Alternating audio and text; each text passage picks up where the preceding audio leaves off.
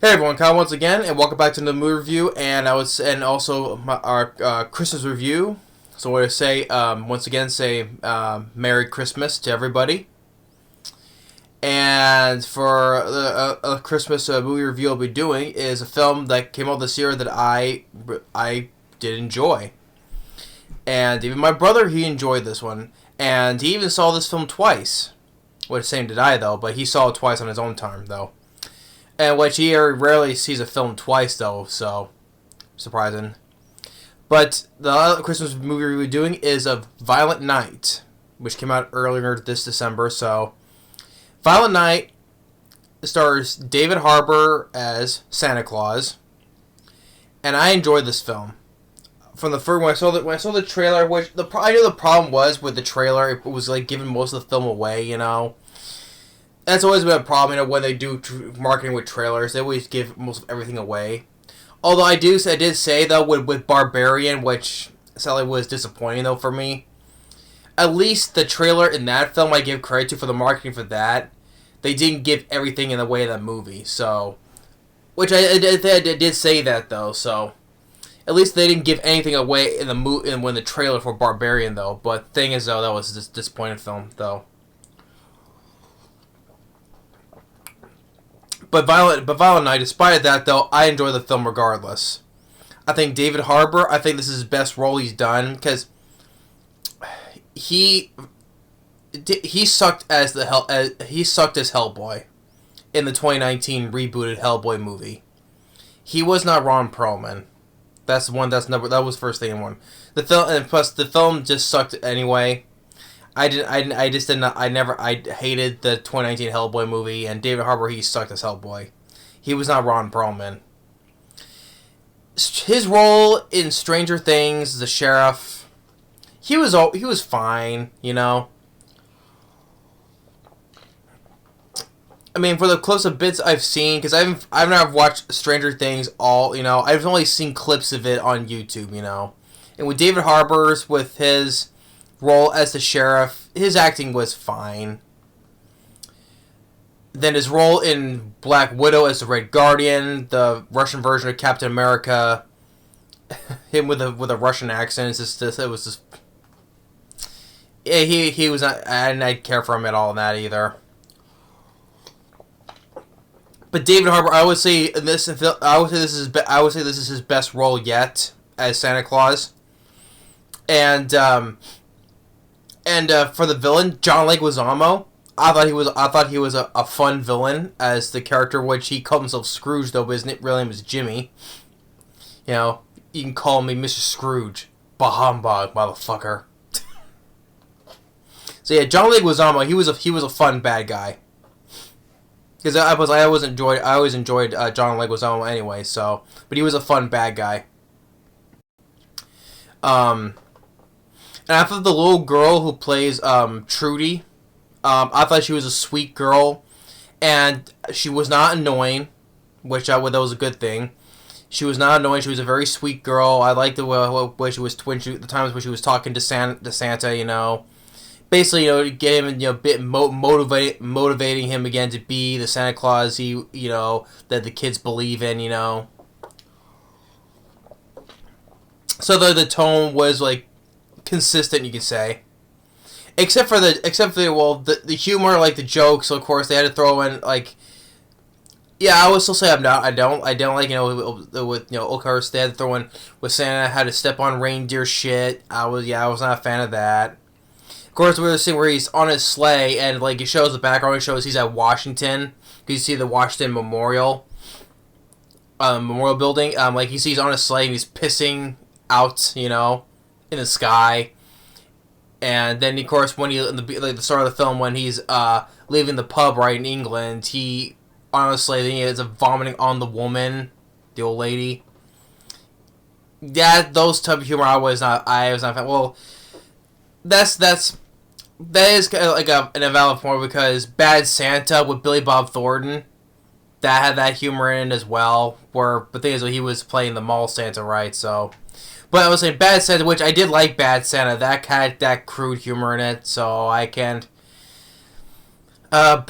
But I'm not fond of that type of humor anyway. Overall, though, you know, piss jokes, fart jokes, shit jokes, right?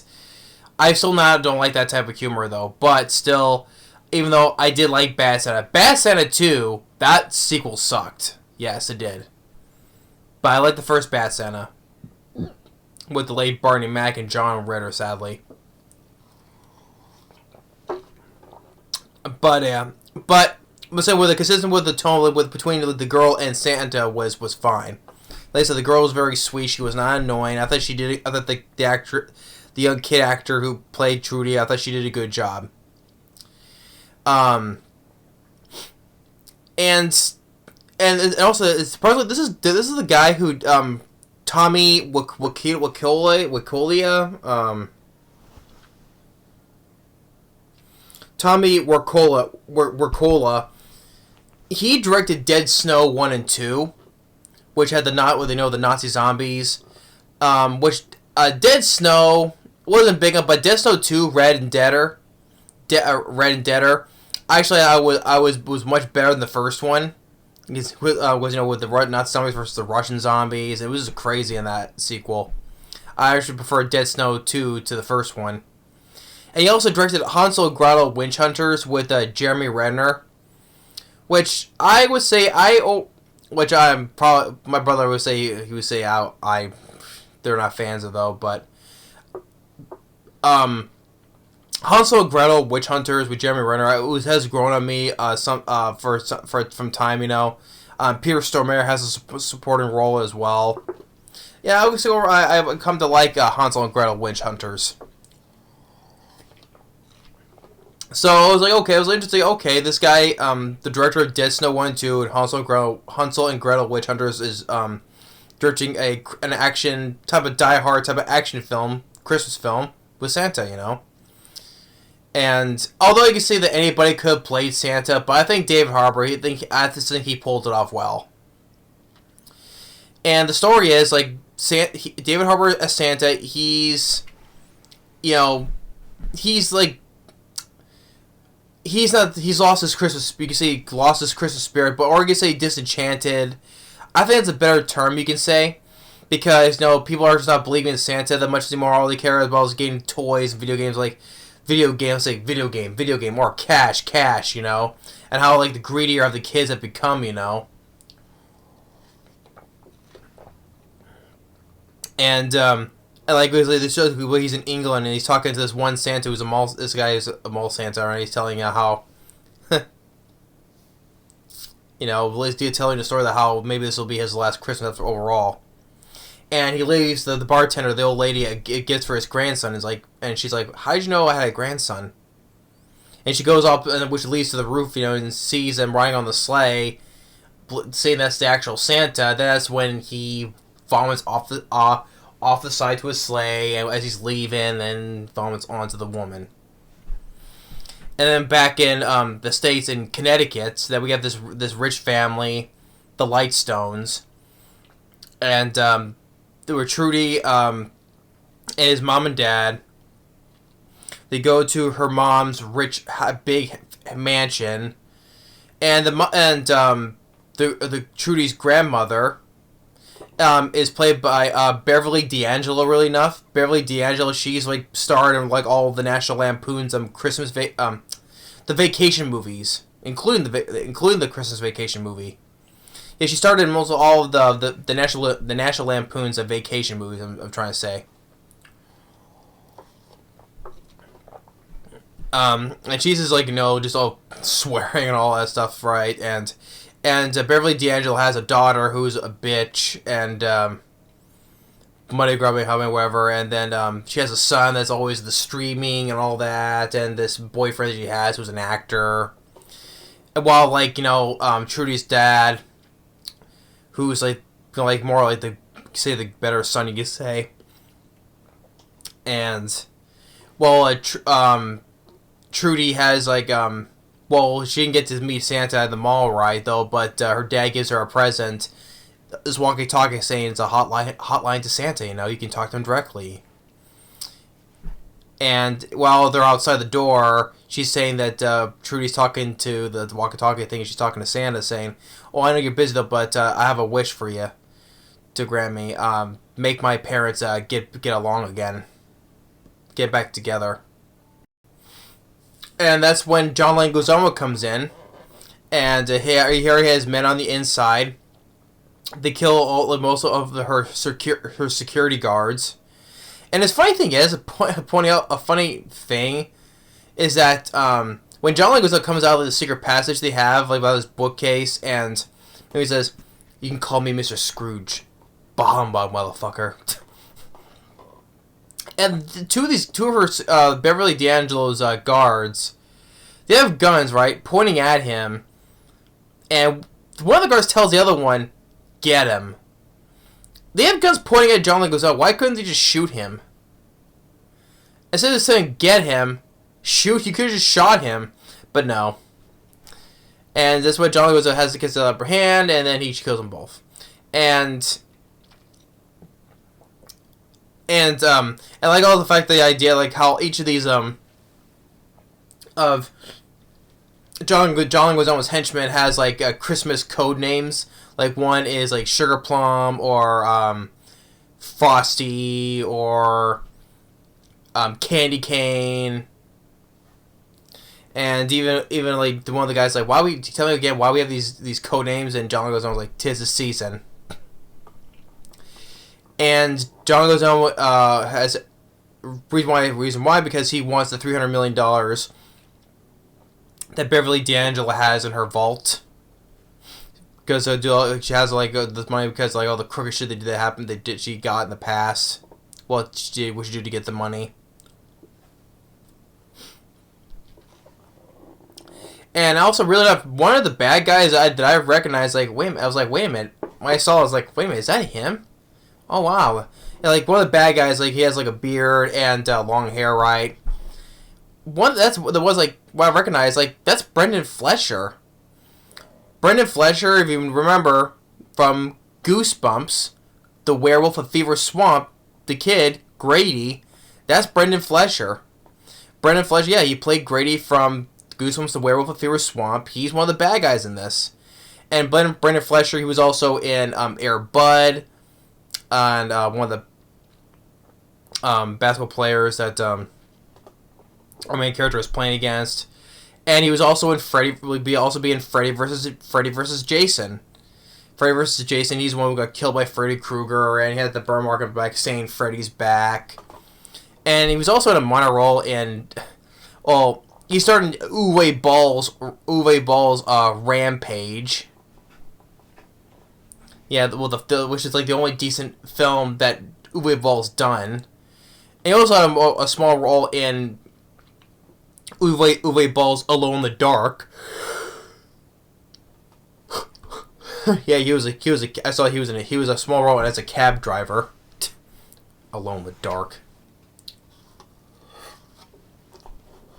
So yeah, Brendan Fletcher. Yeah, I was like, wow, Brendan Fletcher's in this. Wow. From Werewolf of Fever Swamp, Air Bud, and Freddy vs. Jason. And that's when Santa comes down, and he hears the gunfire, and he gets. Let's say a lot of the action is what you see in the trailer. He fights this one guy. First, he doesn't want to get. He's like, "I don't want any trouble, so I'm just gonna scoot up that chimney." But then he gets a fight with the guy, and the film doesn't hold up on. The title lives up to its name, Violent Night, because you got the violence and the gore and all that. Like, we fight this one guy, first guy he does, he gets pushed out the window and is impaled on an icicle. And his reindeer gets scared away because of the gunshots, so they left him. And at first he kind of like, wants to leave the place, but then he sees the family hostage, especially the little girl as well. So he wants to, but he decides to help them, and he gets a fight with another guy, which also I said you see in the trailer too, So which I did like, the action in this film was pretty solid. Like I say, it's like in the vein of Die Hard, also John Wick, because this is also for the producers of Nobody and Bullet Train. David Leitch is one of the producers of this film. who directed Deadpool 2. He co-directed the first John Wick, and he also recently directed Bullet Train, which I enjoyed. So yeah, so you get some good. It was kind of like the Die Hard type John Wick type of movie, and like you fight this one guy, another guy with he gets some pool cues. He gets a slam, gets his hand fighting it with it, and then at the end he takes the star, the star ornament, stabs him in the eye, then plugs it in, electrocutes him, and his head starts set on fire. And he gets a walkie-talkie, which is on the channel that Trudy's has, and says that she believes that that's the real Santa she's talking to. And then when he pulls out his list, that she's on his nice list, and he's gonna help her out. And then he gets you get like little flashbacks, because with Santa he gets injured, right? He gets cut, right? And you see him where he stitches himself up. And you see like the tattoos he has. Like you should get like a flashback show that back like over 1,000 years ago he was like a Viking before he became Santa Claus. Which is the part of me I would like to see more of his backstory back when he was a Viking, how it led him to becoming Santa, because later on he tells us the story how he was like this back then before he became Santa Claus, how he was greedy, ruthless, and I would like to see more of that. I want to see more of his backstory, which led him to becoming Santa, right? And he also mentions about Mrs. Claus as well. He's saying, did Trudy ask her, do you still love her? He says, yeah. Maybe that could be a wish to see make this to see her again. So, and I just like the sweet conversations that between the girl Trudy and Santa has. It was like nice conversations, sweet conversations that she has for him. Because DJ's telling her how people have stopped believing in him, and that's why he's just been so miserable. But basically, she's the one who gives him the motivation to keep going to playing Santa and still believing in him. And she ends up running to the attic in the first place because, her dad, because she's about to be tortured by the bad guys, but he goes and tells her that there's no such thing as Santa, he's made up. She gets upset and runs up into the attic. And because also with the little girl, she also watched Home Alone, and I like how she sets up these Home Alone traps, which I thought which is pretty funny too.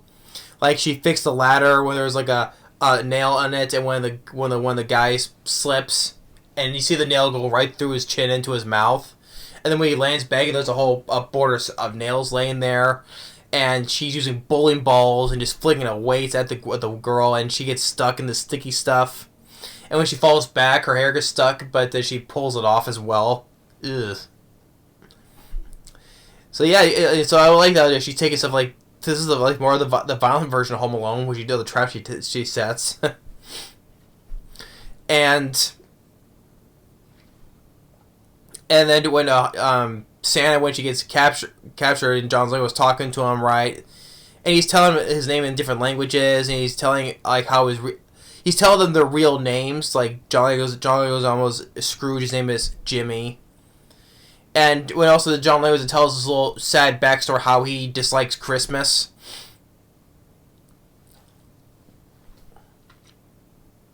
And Santa's telling the other two henchmen are like their names as well. And it's like, how did you know this? And he's like, he's not believing that he's the real Santa. It's like, oh, it was a lucky guess. And that's where they take all his bag of where his bag of presents are.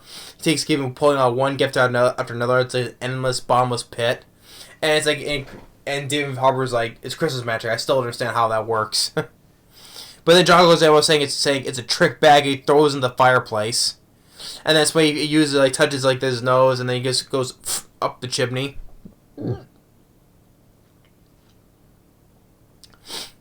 And that's why also that back with the family, which the whole thing with the family,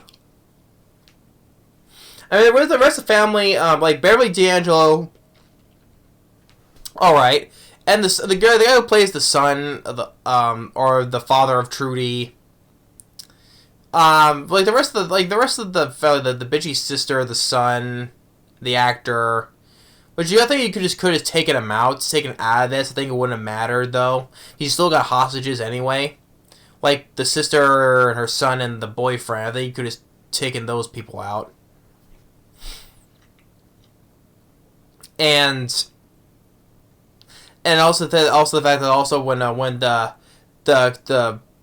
Beverly D'Angelo's kill squad arrives, which I kind of predicted because just because it's like Die Hard, right? How with John Amos's character, how he thought he was a good guy, but it's becoming a turncoat. Same with this whole kill squad ends up being, and they end up shooting the actor guy, and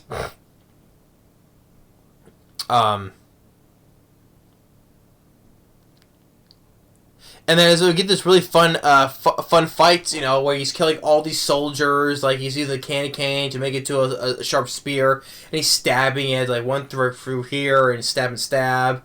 And you get some good sledgehammer action because also in his backstory back when he was a Viking, he had a hammer by the name of Skull Crusher. So he found a sledgehammer and get some. Like you see, Santa is going to town on these guys, which was a very fun action sequence, like the vein of John Wick with Die Hard as well on Christmas. Another Christmas movie.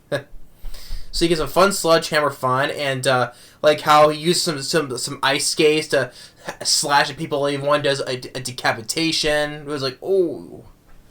Or uses this type of, was it like a big lawnmower with blades, and he lures the, throws a cord and pulls these two other soldiers in, and they get chopped to bits. So you get some really fun action sequences, and with the one like you saw in the trailer, how with this one guy he sticks a grenade, puts it in his pants, and he blows up. And he's like, "Oh, I gotta watch." Boom. And then when they find the money because what was in the vault was empty because the son he took the money because he wanted to leave his whole family to be with his own family. And just took the money to make it help for them. But they tell him where the money's at, and then like the rest of the family, they stab Brendan. They beat Brendan Fletcher to death, and he ends up stabbing him. And then they eventually get the money, and even the dad and the dad and the mother, they find this one henchman, like that she had a gun but it was empty, and then the husband, starts jumping the guy's back, and he's like screaming ah. I think that's one thing I thought it was supposed to be funny, but I honestly didn't think it wasn't. Maybe it was just me. But eventually he gets stabbed in the neck, and then this when John Leguizamo, Santa Claus gets in the fight with John Leguizamo, and it's when John Leguizamo he finds his naughty and nice list and sees his name on the naughty list, and now he believes that's the real Santa. And they say that, you know what, if I kill you, Christmas dies tonight. If I kill you, and he fights John Leguizamo. I would say overall a decent fight. You could say hand-to-hand combat. Now that was kind of an interesting way how John Leguizamo dies, because Santa, because this whole shack that blew up, right? Because of the jet ski was leaking fuel, and there was a part of the chimney that's still there. So David Harbour, he grabs John Leguizamo, with a touch of his finger, he goes up the chimney, and since John Leguizamo couldn't fit, he goes up the chimney all mutilated, like his arms, legs, and his head is gone. And all the David Harbour, by the time he gets up the chimney, he's holding his headless, limbless body. Which, okay, that was kind of an interesting way to kill a villain. Especially if it's Santa, you make him go up the chimney and take him with you, and he gets mutilated through the chimney since he can't fit right, and he's not a magical person either. Okay, that was kind of just a way to kill the villain. Like I said, John Leguizamo, he does a good job he's having a fun job as a villain. And that's when he gets shot by the leader of the kill squad. That's when Beverly D'Angelo shoots him, and Santa's dying. And which is kind of funny. Another funny thing is that they want to burn some of the money to start a fire. You know, to try to keep him warm. The funny thing is, it's a small fire, and that they want to build that even though there was a whole shack that was behind it that is on fire. You know, you could at least like drag a bit closer to the fire where the shack blew up. I think that would be better off to make it warm, right, than just you know. So, and since they all believe in him now, then he recovers. And so his reindeer came back. He brought him like his spare sack, present sack, and with the note, the compliments to from Mrs. Claus. So says goodbye, and then he proceeds back on his merry way to deliver the rest of the presents of the world. So, because now that he found that spark again, that Christmas spark in him again, thanks to Trudy, you know, for believing in him, and now saying that, you know, other kids, you know, still believe in him. So give back his Christmas spirit again. Now he's going back on his, like I said, back on his merry way to deliver the rest of the presents, you know. So, that was a nice thing, you know. So now that because, you know, he was down in the dumps, you know, and not believing, verge of giving up, you know, but with a little motivation from Trudy, you know, saying what you really wish. Do you still love Mrs. Claus? You want to see her again? And I still believe in you. Our kids still believe in Santa Claus. So, but yeah. Violent Night. I really did enjoy the movie. Other fact that you could just take out the bitchy sister, the son, and the boyfriend. They wouldn't think much of a difference. And like I said, some of the minor things, like the one security guard from before telling the other one to get John Leguizamo, even though he has a baton, right? They have guns pointing at him, but they don't shoot him. But the supporting cast overall was fine. Brendan Fletcher as one of the henchmen, and I was like, oh, okay. Oh, it's Grady from Goosebumps, the werewolf of Fever Swamp. Okay. But he gets some fun action sequences, you know. The first fight that he does, Santa does get into the fight, and then later he just gets a decent fight with David Harbour. But Violent Night, I did enjoy the film. I would definitely also put another film. I put it on this year with my top favorite list here. I've had Tommy Wirkola. I thought he did a good job with the movie. Because Dead Snow 1 and 2, then Hansel Gretel Witch Hunters. I preferred the second film, Dead Snow 2 Red and Deader. I think it's a much better movie. But Tommy Wirkola directed those movies, and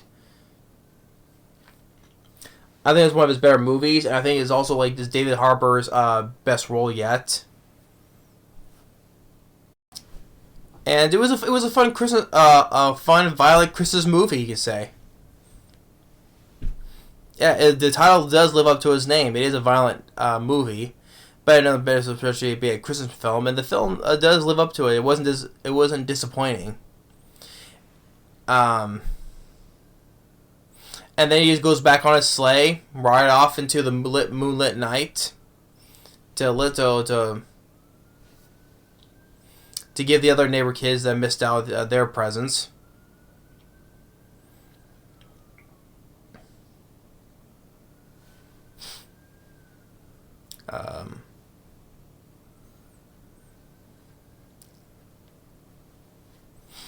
So, and like the ideas, like I said, in the vein of John Wick with Die Hard, mixed with Die Hard.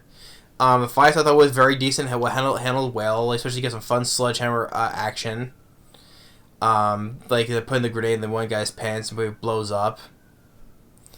But I still enjoy the movie regardless. I think well, it came out back in like an early late April, so. But overall, I still enjoyed the movie.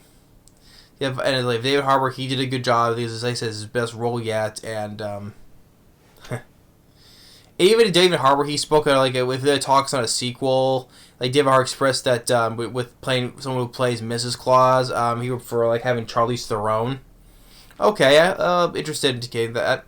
And especially the film was not a flop either. It has like a 73% on Rotten Tomatoes, a 7 point something on IMDb. So the critics were pretty solid on giving this positive ratings. Okay, and the film made about close like to 60 million on its budget of 20 million.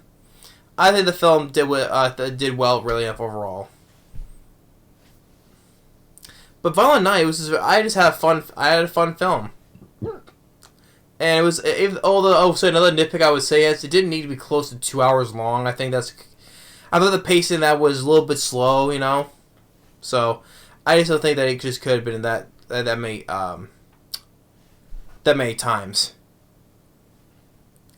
But I think all the characters I thought were very decent, Beverly D'Angelo is the bitchy mom, right? I thought she was fine. Which is I like Christmas Vacation a lot, so. Like I said, for the Christmas films I enjoy, like I said, Christmas Vacation, Die Hard, yes, it counts as a Christmas movie. But I still enjoy the film. So that's Violent Night. Thumbs up. I'll put this in my top favorites list of the films this year. I would. But yeah, that's said and done. Yeah, so Merry Christmas to everyone. Hope you all enjoy good times with your family. And so thanks for watching. Stay tuned and take care of the next movie review and more other videos to go. And we'll see you next time. And Violent Night, yeah, as I said, it was a very fun film. Really did enjoy the film. Decent bad guys, decent solid actor portrayal. I still say it's a lot better than Luke Evans's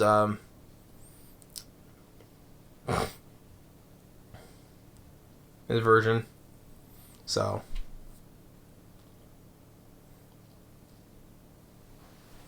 but yeah, I enjoy Violent Night. It lived up his name. It was a Violent Night. John Leguizamo, he was a fun bad guy to be a fun guy. He was a fun guy. I would say that.